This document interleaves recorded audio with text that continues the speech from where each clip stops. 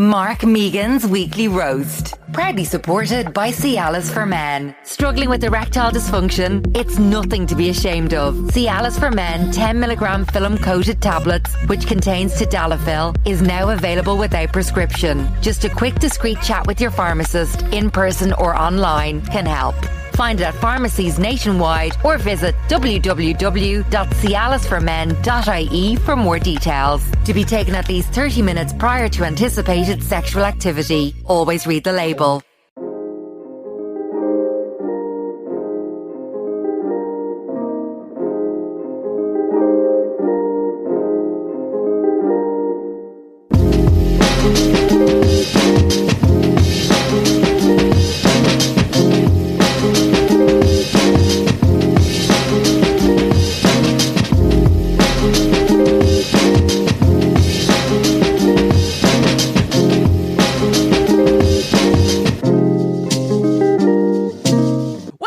The weekly roast. How's it going, guys? How the hell are you? How are your hearts? And of course, how are your heads? Guys, Mark Megan's weekly roast is proudly brought to you by Cialis for Men, helping you get and keep an erection whenever you need it.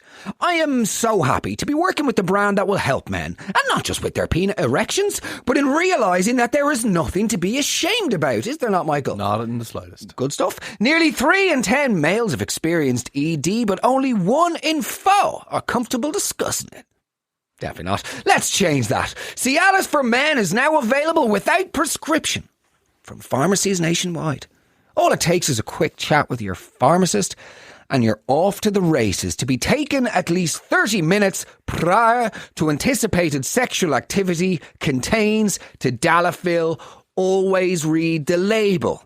Michael, are you able for some stories and some fables from the days when we went to Mass? I'm very excited. You strike me as a family who didn't go to a Mass, but there was some sort of Texan pervert who lived at the back of your estate who ran these private ceremonies in his garden. In like one of those little green turtles that sort of is a sandpit and a paddling pool. Very weird you say that. Genuinely? No, but we did. A person lived around the corner who opened up in the middle of Rathfarnham, Ireland's first ever nudist B&B. And he would walk around our estate in a bathroom. And he's the only guest. Oh, his name is Patter. He's trying to legitimise perversion. Patter the pervert writes itself. There was a family in our estate in Cabinteely in the early 90s who had a genuine monkey. Really? Yeah, and he used to escape and go all along the roofs. Just doing hijinks. Just up to little monkey magic. So, hit by a bus. Oh. In the end. Oh, shame. Yeah, that was the end of... It wasn't actually hit by... It wasn't a bus. It was either the bus or the 67 crab apples I gave him one morning for breakfast. Oh, his stomach's a bit weird. Is that the 46A? Push. Now, obviously, it goes out saying that going to Mass played an enormous role in many, many, many children's lives across Ireland. For sure, absolutely. And... I just want it to be clear that the purpose of this podcast is not to ridicule or criticise anybody for their beliefs. No. That's the bottom line. No. How anybody derives meaning and value in their lives, be it from organised religion or any other bastion of spirituality, that is entirely up to them. Whatever book you get your rules from, it's not relevant. Do you know what I mean? And there's nothing, do you know what?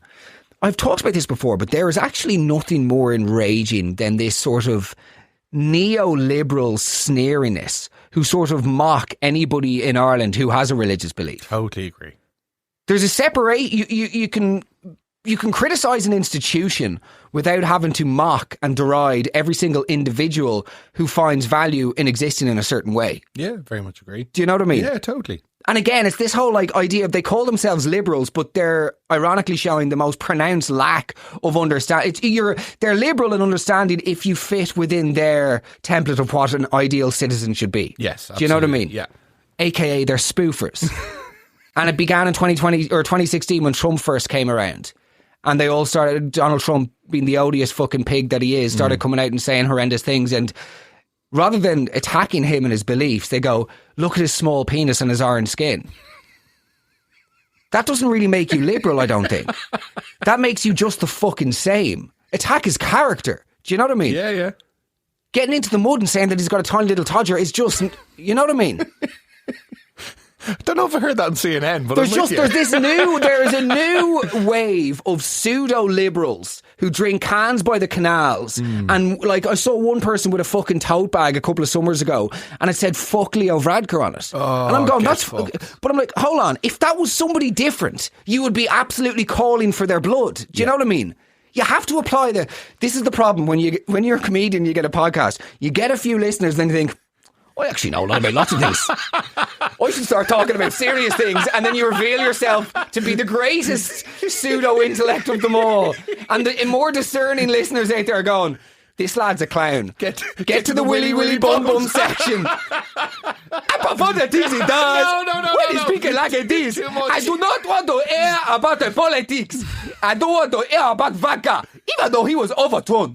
I remember in COVID when he was quoting the mean girls. Do you remember that? In the early days of March in 2020, he came out and he said something about the mean girls. That is the politics. Nevertheless, oh fuck!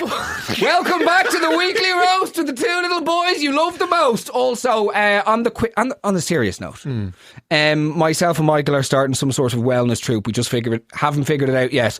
It's going to be sort of no smoking, no eating, no binging, just general a cult. Yeah, we're starting a cult. Our CEO is a guy called Padder. He's from Rathfarnham. Free robe upon entry. Anyway, let's get into it. Yes. How's it going, Mark? A cousin of mine is nicknamed Baby Jesus because he went to the pub before Christmas Eve midnight mass, arrived into the church after a few too many and proceeded to fall straight into the nativity scene in the church. This is probably 20, 30 years ago, and the man's in his 50s. Nobody still called Baby Jesus. That's amazing. Incredible. That's a great way to get a nickname. Yes. Falling into a crib. I'm surprised they haven't done like a sort of crossover with Jesus of Nazareth and MTV. Oh, say more. Cribs. Oh, sorry. AMTV, what up? JC of Nazareth here. Just got back from the desert, finna show you around my crib. This is my donkey. Sort of Scottish sounding there, Jesus. Interesting. Yeah. This is where the magic happens. Yeah. This is where the tragic happens. Oh, nice. Upstairs here. Come on upstairs. Oh, fell. Oh, fell again. Do you know what I mean? I don't need your help, Mary. Yeah, I don't need no help. I don't need no help. This is how we do that exercise room down there. Got this great Pilates teacher, Pontius Pilates. He come in, finna do some exercise, finna working out. Oh, finna working out. Well, now is the time to move on.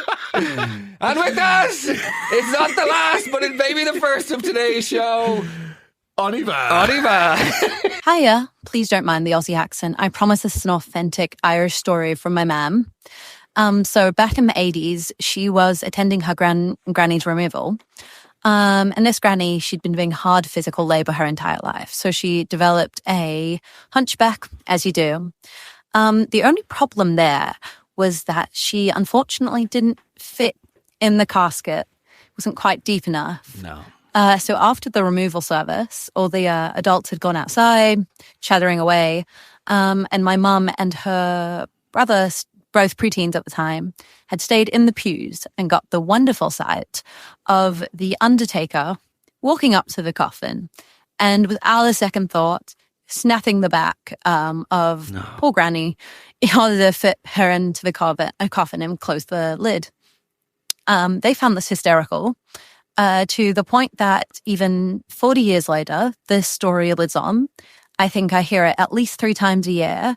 It's met with pure delight from our Irish friends and horror from every Australian we've ever.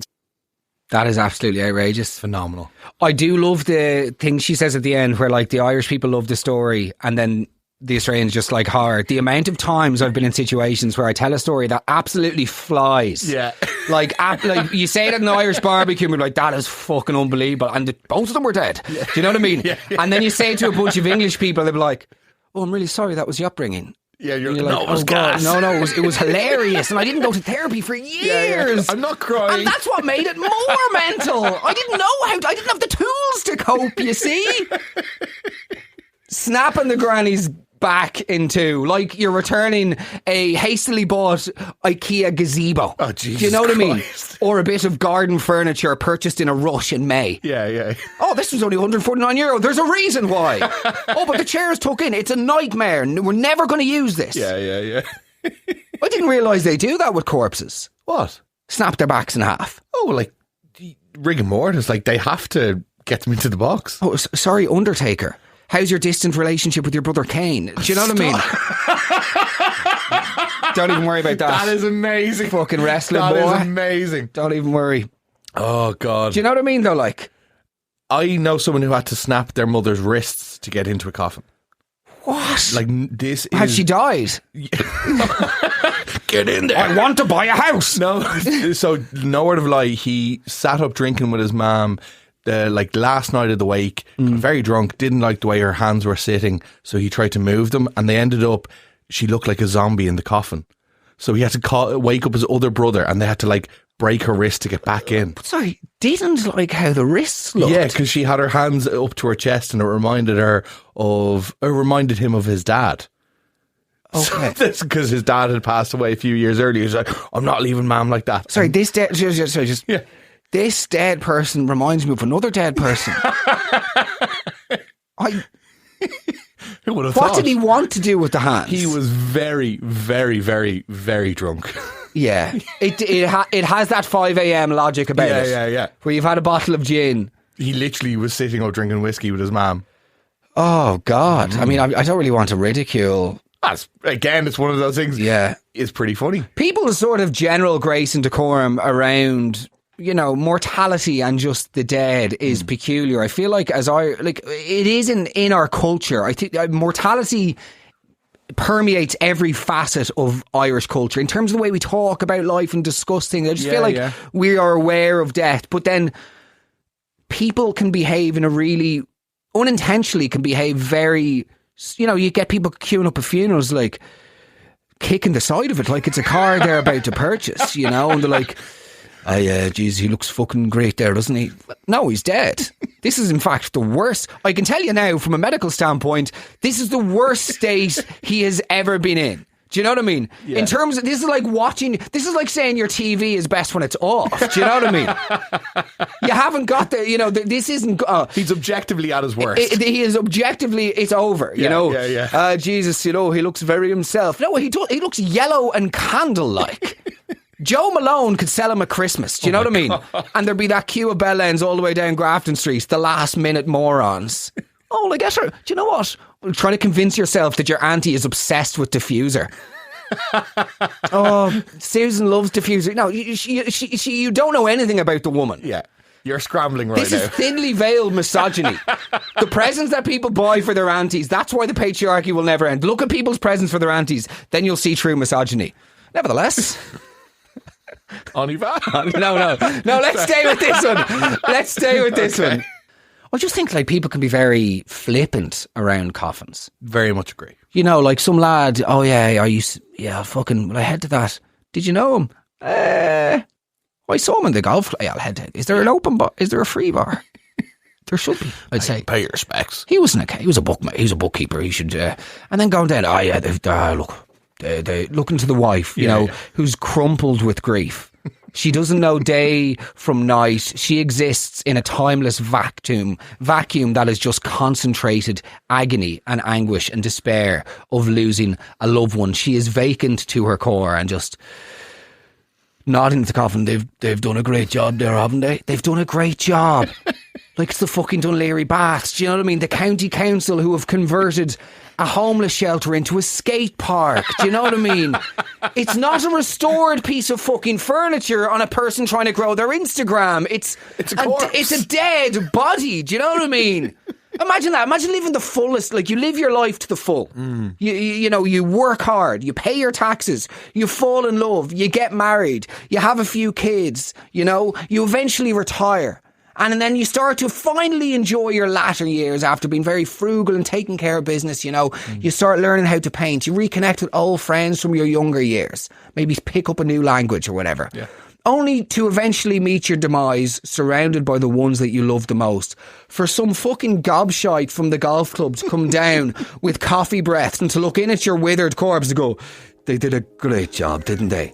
All the while, by the way, foostering the keys to his fucking Kia in the back seat going, I wonder will I get a ticket if I leave in the church car park overnight and have a few pints in McGowan's afterwards.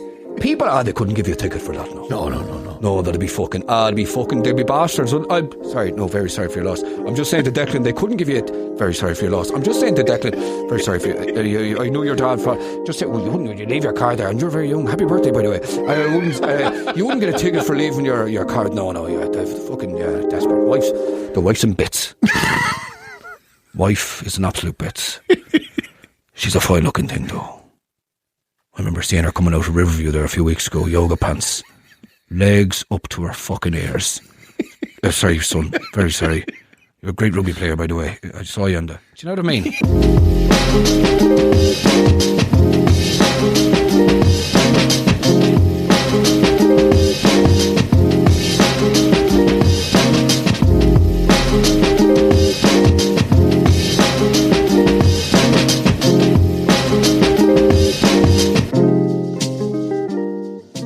Okay, hi Mark. So basically one time we were at Mass and the top of the brochure said the People's Mass, but my brother covered the M and changed it to People's Ass, and it was in the middle of the Our Father and all you could hear was me cack. Brilliant. It's the maturity. It's unbelievable. It's just that absolute sibling maturity. I feel this is you, age 10. Yeah, I was pretty... I would have been down those sort of routes of childishness. I remember... This isn't funny now. Go on. Let me just think about how I can say this without incriminating anybody, namely myself.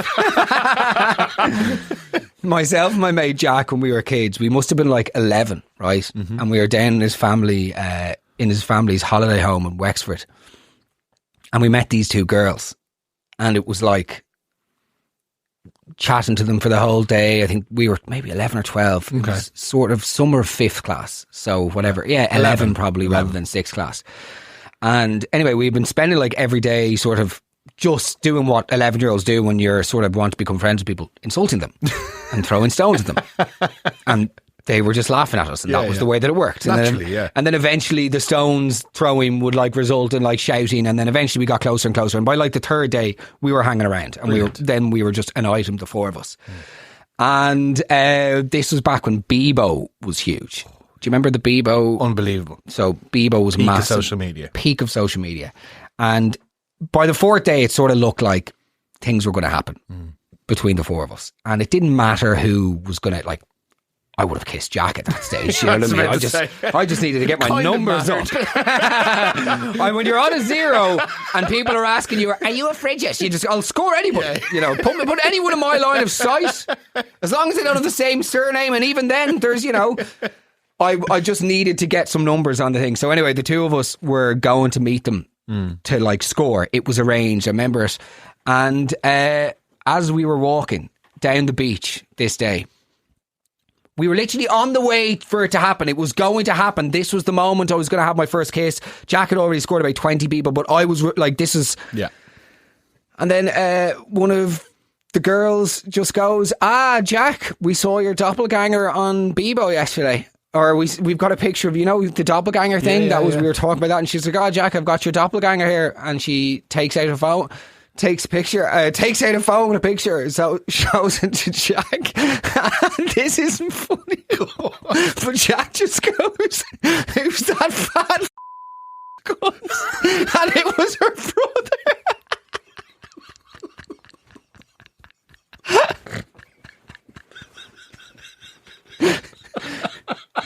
And he wasn't any of those things, but like to say dead in the water, it was the most awkward thing in the world. She was like, that's Jason. Oh fuck. And that was the end of the Wexford duo. So I mean, people at mass is good, but like when you're coming from who's that? I can't even repeat it. Absolutely disgraceful. Carry on. Oh my God. Why was she wanting to score someone who looked like her brother? Yeah. Riddle me that. On y va. Hi, Mark. On funny things at mass. My granny died Good stuff. a few years ago now, but at the time my cousin at my other side of the family was maybe 4 years old. At the removal mat, when we were taking the coffin out with the hearse carried inside, it was dead silence. My cousin pipes up, "Who's in the box?" Of course, needless to say, the whole place just erupted into hysterics. But that was fine. We went ahead inside, and halfway through the mass again, silent, she pipes up, "When people die, do they not get nailed to a cross? Where's their granny on the cross?" Again, the whole place was in absolute hysterics. Place was packed, and needless to say, she has never lived a day. I actually think that's cute. Yeah. Bit of innocence. The innocence of kids. Totally. I've told you about my old childminder, haven't I? I know there's a few stories with her. Not those. No, you were smoking a cigarette and crying when you told me. No. When I was like 4, I must have been 4 or 5. Yeah, between 4 and 6, there was this lovely woman who used to come in and look after us after school midweek, right? And she was in her early 60s. Her name was Mary, loveliest woman ever. Anyway, her husband died, okay, which was tragic and all the rest. But we used to go to Mary's house after school. That was it. Yeah. And her husband passed away, really sad and all the rest. And whenever we used to go to her house, her husband, Richard, always sat in this same chair in the corner of the room, smoking pipes. Okay, that was his thing. Lovely. It was Richard's chair. It was one of those rules. You know, like certain rules as a kid just always carry weight. Yeah, This was one of them. It was like, you do not, under any circumstances, get into that chair because that's Richard's chair and that's where he has his pipes. And he had like a cabinet with all these like more fucking pipes than a prime time Robert Marley, like, do you know what I mean? Or any of his like meandering nephews who have tried to build a career. Yeah. Oh, my name's Wiggy. No one cares, Wiggy. The tunes are bad, okay? Welcome to Jamrock by Damien was decent. Do you know what I mean? Ziggy was... Wiggy, it's over. Wiggy. Do you know what I mean? Jiggy and Wiggy. Anyway, come on. Anyway, so we were over in her house one day after school, and this is in the weeks after Richard had died, and Mary was upset. And I was like, right, I need to cheer her up. Flee. So she went outside to go and get something that was upstairs, and I thought, this'll work. So I went over to the cabinet, got one of Richard's pipes, jumped into his chair, and was like, Mary, those balls, remember I was telling you about them. I was like, Mary, Taurus Jack, my dear. I was like, come on in. And Mary comes in, I go, look, Mary, I'm Richard. And I took a big suck of the pipe, and she just burst into tears. And she was like, that's not like him at all. And I was like, oh, shut up, you old hag. And she's like, there, that's much better. That's more accurate. Finally, he's gone method with the thing. But you know what I mean? I ended up getting in loads of trouble for that, but I was like, oh, my heart was in the right place. Totally. Like, do you know what I mean? Yeah. So, I think this is a good one. Yeah, I don't see any harm with it. The innocence of youth. Yeah. On y va. Lovely. Well, Mark, how's things? About 20 odd years ago, I used to be an altar server when I was a kid, and got into mass late, and the only ropes I were left were either way too short, like up to the knee, or about 2 inches too long. So thinking it was the wise choice, I went for the longer option, which is grand. Fast forward to the middle of mass, and I had to walk across the front of the altar to go get the gifts. And this is where it all went south when the bottom of the rope caught underneath my shoe and basically pulled the front of the rope down, causing me to stumble. Now, any sane person would have probably stopped and gathered themselves and would have been fine. Being the kid I was, I thought I'd just keep walking it out, and effectively just walked myself into the ground, hit the ground with a thud, and like you could hear a pin drop in the church. The entire town was in there. Absolutely mortified. Ran into the sacristy in the back, fired the ropes into the corner, out the back door, and landed home. Last time I ever served mass. Worse is, my mother came home and was trying her absolute best not to piss herself laughing, but just couldn't do it. Unbelievable. Incredible. I mean, it's humiliating. It's the sort of thing that, like, you would think about daily until the day you die. Why is it that falling in front of people, it's just still It's the worst. like you walk down the street and you trip up, you have to do that thing where you awkwardly stare over your shoulder at it for about 3 minutes afterwards, just in case anybody sees, to make sure they know that it's not you. It's the worst. That, and another situation which is awkward, even though it shouldn't be awkward, is if you're in a public toilet, like if you're in a cubicle and somebody knocks, like tries to get in. Why have they not developed an answer other than just like, occupied? Why do we all forget how to communicate? Why do our voices instantly change? Why don't we just go, sorry, I'm actually in here. Someone's in here. Go away. Or I just go, hello? Do you know what I mean? It doesn't need to be that complicated or awkward, like. Yeah, but also thinking about it, like, why are people knocking in the first? If it's locked, it's locked. Sorry, do you know what the worst thing is? If it's locked, you know when someone like the door handle goes up and you're like, someone's in here, and they go, somebody is in here, and they're like, yo, I don't know, it's not opening. What do you think is happening here? Did you live around the corner from fucking Narnia, by the way? What are you used to discovering behind closed doors? Are you an SA officer in 1944 scouring the back buildings of Amsterdam looking for people hiding? Do you know what I mean? Are you one of Goebbels' henchmen? You're in a fucking shopping centre. Excuse me, this one isn't opening. I'm in here. I'm There's a defecating. person occupying the fucking lavatory. You Neanderthal. The only thing in common that we both have is that we were too stupid to not use the loo before we left the house. Because we thought we could hold it and we couldn't. Hold on. Okay, I've knocked on it. No. Hello? Hello? Let me try the handle now. Frantically, and you're there. Oh God, you stupid motherfucker! Like trying to scramble at the fucking toilet paper. Do you know what I mean?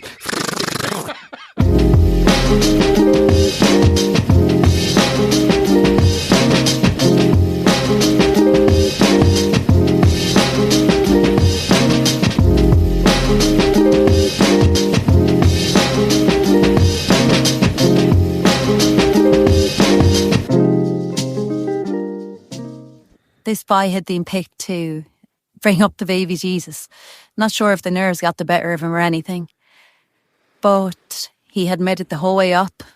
We stood in a line at the front of the altar, and I could see him hold him onto it in his mouth.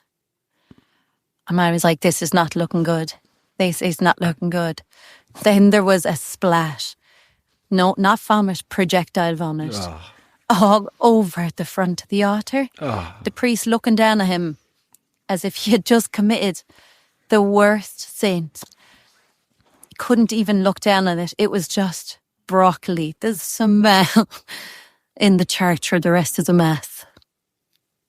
Grim. Horrific. I mean, it's not the child's fault, but boarding school. Potentially in Switzerland. Or somewhere really Victorian. Yugoslavia? Oh. Before it broke apart? Yeah, okay. Yeah. That would be what I'd be thinking. You need a time machine. Yeah. Yeah. That's what I said before it broke apart. Yeah. So if you listen to the words between the words, it's always been your problem. Oh, okay. So on the litany, by the way, of issues that you have, my boy. Oh, okay. I keep a notes tab on my phone. That doesn't surprise It's all me. of yours. It's a long list of your shortcomings. Nevertheless, Oh, God. it's not fair. The poor kid. Like, would you have said as a child the Everest of, adolescent humiliation? Are we talking vomit in public or pee in public? I would have said peeing in pants. Yeah, I had a few incidents as a young kid of peeing in public. Yeah. My bladder wasn't a friend to me until I was about 12. You from the waist down just had a fairly buckled youth, didn't you? Like, what the hell? From arse. I don't want to talk about your arse as a boy, but like, what the fuck, man? We're just going to go back to this, are we? Well, like, no arse as a child to one arse to two arses. and then, but what was happening out front? I was a very nervous kid. Yeah. Like, I would have peed the bed. I wet the bed till I was 9. Did you? Yeah, I would yeah. have been about the same. Yeah, I don't know. But funny, do you know what's weird? I wet the bed till I was about 9, but then it never used to happen in my drinking era. Like, never. I only did it once drinking. I was the exact same. It's so bizarre. Very, very strange. It's definitely, I think the bedwetting is like anxiety and stuff rather 100%. than, yeah. Yeah. But I think I think wetting your pants was worse. Like I remember we used to have this thing in St. Bridget's Cabinteely, we played the maths game. Okay. Where everybody stood up, right? And the teacher would go around asking maths questions. And if you got one wrong, you had to sit down. So, yeah, the last person standing. And one time I was last man standing against this kid in our class called Ross, who was like the smartest kid. Yeah. He was the numbers bod. Yeah. He was the gimp. You know what I mean? No, he wasn't. He was a lovely kid. I'm sure. I'm sure his parents thought. No, I'm joking. But so it was me versus Ross. Okay. And I was like, I've never gotten to the last round of the maths quiz before. This is phenomenal. And for the whole time, I could see him doing the thing that, you do when you're a little boy where you sort of just go, you pinch your willy. Yeah. And somebody goes like, do you need to go to the toilet? No.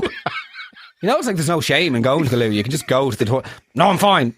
Well, you're pinching that like every 30 seconds. So there's something going on there. Do you know what I mean? So anyway, I could see that he was pinching. So I just started trying to answer real slow. And doing like, I think you were allowed like a minute or two to think for your answer. So I'd be pushing 7 times 5.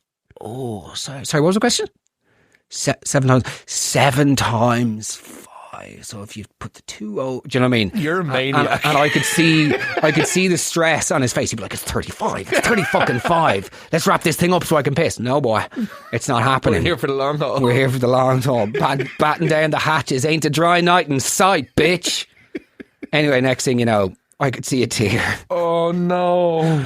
Coming in the corner of his eye, and then gone. Pants flooded. Oh Jesus! And do you want to know what's worse? I was like, oh, I think me instantly drawing attention to it, like just to try and, because that means I would get the prize. And then he was like, yeah, he started pointing towards the window, being like, yeah, something just wet me. And I remember like, no, nothing came in from the window.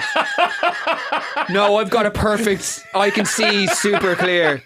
A fucking albatross didn't swoop in to the classroom, you know what I mean? In senior infants and go, there we are, bucket of water on the lap of child. So, he moved schools afterwards, but no, he didn't. Poor thing. Poor Ross. Yugoslavia. Yeah, poor Ross. So, no, that was... Did you win? I won, yeah. So I had my fun and that's all that matters. Fuck you, Ross. Yeah, let's go.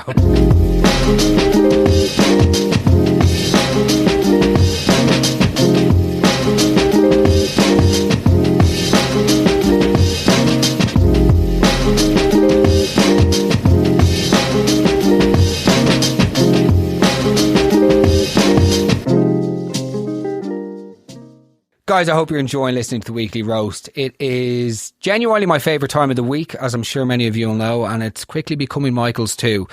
Thank you so much to everybody for listening. It's been a bananas 6 or 7 months, and there are many, many, many exciting things planned for 2026. If you enjoy the show, the greatest way for you to support us and the greatest way for us to grow is to send it to somebody else. Get them on board, but also to click subscribe wherever you listen to podcasts, whether it's Spotify, Apple Podcasts, GoLoud Player, whatever. It's the greatest way to, like, I guess, fuck with the algorithm and bring the show to more people. So, yeah, that would be hugely appreciated. You can follow me on Instagram at Megan Mark. You can follow Michael at Michael O'Malley. If you have any, ideas on roasts or topics or whatnot, that's where you can get in touch. And furthermore, I know I joked about it, but myself and Michael are in the process of putting together ideas regarding, so like Live, Laugh, Lungs is the smoking thing that I'm trying to figure out. Obviously I've got the Olympia in 2 weeks, the 31st of January, which is sold out, which is amazing. But I can't really commit to doing much more before then because there's just so much other work stuff on and rehearsals and all the rest. But I think we'll be going for our first quit in February. And the way that I think we should work it is like do a rolling thing every month where people can sign up to quit smoking. And then like each month there'll be like a new batch. And then the people who are on the journey can also help people who have been a few weeks behind. Trying to figure it all out. And it's not going to be fucking evangelical. We don't have the answers. As you know, the HSE and all of those official bodies are the places to look to first. This is just a support system to help people who do want to quit smoking and stay stopped rather than just doing it for a week or so. But yeah, hit me up if you've any ideas. If anybody works in the HSE, send me a DM. But if anyone actually out there does have good ideas or input regarding the smoking thing, because there's just so much shit going on this year, I'm not going to pretend that all of a sudden overnight I can devote X amount of time to this, but I do want to make it happen. Live, Laugh, Lungs as a little sort of quit smoking community that will feed into our wider wellness project that myself and Michael have in the works. Okay, that's enough serious stuff. Let's get back into it. It's the final furlong. On y va. Let's go. Hi, Mark and Mick. Love the pod. So in the late 80s, we were at Mass and my cousin was a year older than me and she'd made her communion and I was dying to see what it tastes like. So we hatched a plan where she'd bring it down and give me half to taste, which she did. And I was disgusted by the taste and spat it out onto the Mass floor. To look up and see the horrified faces of my mum and aunt. We had to tell them what we'd done and then they scooped it up with a piece of tissue. And rather than just leave it at that, they didn't. They made us wait until Mass was over and go up and confess to the priest what we'd done. Who then made us bury the chewed up piece of communion. Bury the piece of communion in the church grounds is what that was supposed to say if our producer was paying attention to the fine print. I pray to God you cut that early. This is amazing. Incredible. Firstly, it absolutely captured my attention.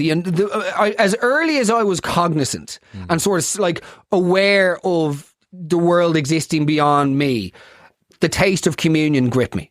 I think it's the first like rite of passage, like in Irish society, tasting communion bread. But wanting to taste it. Oh no, but because of course I mean. It's not actually the first rite of, because you'd have the confession. Do you know what I mean? And baptism. So I just more mean as like it's the first thing that you like want to try as a kid, and you're like, oh my God, that's... And it's elusive and mysterious in the way that sex is to a, when you're going through puberty, you're like, I can't imagine what that will feel like. What will it must be so mysterious, you know what I mean? Yeah. And then you taste it, the button, or the equally underwhelming. Disappointing, over far too quickly, can occasionally leave a rotten taste in your mouth. Oh. And it all depends on whose hand it's coming from. Oh, fuck. When it's your 93-year-old neighbour, it doesn't have the same zest. No. Desperate times. Richard. Oh, Richard. I'll give you a pipe, love. But it's much smaller and it doesn't go on for you. Like. Oh, fuck. Yeah, brilliant. It's a great plan. I love plans as kids, and I love the fact that the parents really made them go and do the full hog of the pot. Like, that's a great lesson. Because they did something wrong. The parents didn't like take them home and whip them. No. Do you know what I mean? They didn't completely abreact, but they played into the whole, okay, you've done something wrong in this house, so you're going to go by the house's rules. Yeah. I think it's excellent. Yeah. I'm a huge fan of that. I think it's Ireland in the 90s, like summed up, or incredible. Yeah, Ireland in the 90s, back when people didn't believe depression existed and everybody had a beanbag. Good old Ireland in the 90s. I feel weird. I keep hearing these voices. So wouldn't I be fucking hearing voices the way you go on? Sorry? Yeah, no, I've just been feeling really low lately. So wouldn't I fucking low with the amount of washing I have to do? I suppose I'm just worried that I'm just not really myself. Sure, I don't even know the fucking selfies with them nice human playing that boom bap music coming from the upstairs. Mum Richard's gone. On Eva. About Christmas Eve Mass,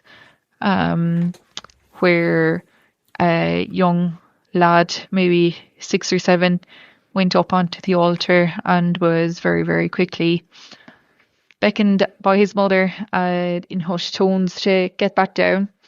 And he turned around, smiled at her, and gave her the middle finger. I was sitting a few rows back, and all of the older people in the first few rows, there was an audible gasp at the shock of seeing something like that. Thanks. Thank you. What a legend. Give him the finger. Let's go. There's nothing more satisfying. Would you have been a fan of giving the fingers? Oh, big time. Would you have been single or double? I would have been single, and then I also saw Eminem did one where he cocked with the knuckles. Yeah. Yeah. Oh, that was my jam. The double version of yeah, that. Yeah. like straight up flat hand. Slick, very slick. Boarding school. Pluck that child from the back of the pew, put him on a plane and send him over to Yugoslav Yeah. in the 90s. The good old days. When men were men. Back when Slobodan Milosevic. Gorbachev wasn't bloody interfering. Yeah, brilliant. Middle finger at Christmas Eve Mass. What a pup. What a fucking pup, actually. What a pup. A dirty bat. No. Really lay into the kid. Yeah. I just think that, and again, we spoke about innocence earlier, but like there's just something about, literally, giving the finger to authority. It's great as a kid. Would you give the finger to somebody now? Yeah. Would you, like road rage vibes? Yeah. We should do a roast on road rage. That would be incredible. Does anybody have any stories? Let me know. Yeah. I think when it's appropriate, it's, yeah. Yeah. I tend to, I communicate with language, man. Oh, do you? Yeah. God gave me this tongue, it's a tool. And it's not just for communion or my 93-year-old neighbour. Oh. Oniva, let's go. We're getting to that stage now. I've had 3 coffees. I've got a fucking rehearsal in 26 minutes. Let's go. Right. Mark and Mystery Mick love the pod. It's great for my commutes to work. So things that happened at Mass. When I was younger at Mass, when the basket gets passed around for collection, I'd be praying that the basket that started at the top and the one that started at the back wouldn't meet together on my lap, because you'd have to bring them up to the altar. And as you were going up, your friends would be trying to make you laugh or distract you to fall. And it has happened to people before where they'd have tripped or something would have happened. So panic stations one morning when the 2 baskets were coming close to me. So I grabbed the one from my mother and turned around to pass it on. Well, the young lad that was behind me just sat staring at me, so I shook it at him and told him to come on. And his father took it from him. So I thought it was kind of rude, but thought no more of it until I came to communion time, when the last same gets up from the seat behind us, holding on to his father while his father searched out his cane.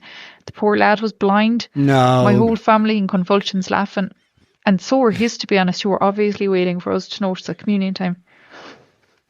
That is just... Take the basket.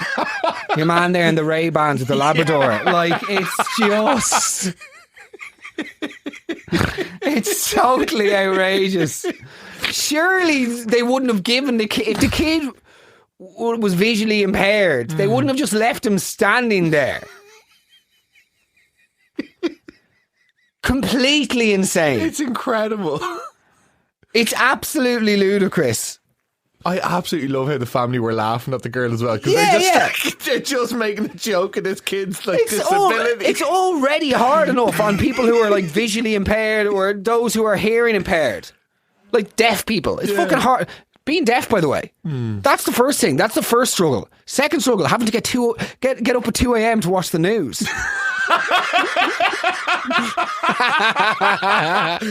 Hey mate, you see that thing that Trump said? No, sorry, I have to get up around 1:35 a.m. after the 17th episode of Celebrity Gladiators and Robot Wars. I'll get the news around 2:30, so looking forward to that. Hope it's not an intern. No. Last time I thought Trump was invading my nan. Do you know what I mean? They just got an Italian lad. Oh, fuck, that's it now. I'm done. That's the best in a while.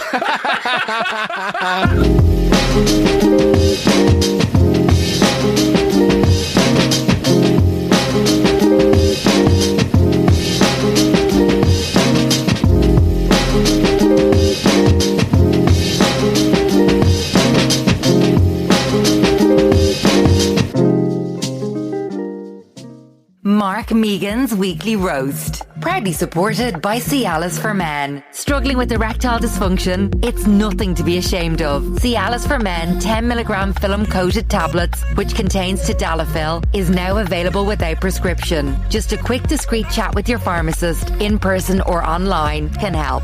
Find it at pharmacies nationwide or visit www.cialisformen.ie for more details. To be taken at least 30 minutes prior to anticipated sexual activity. Always read the label.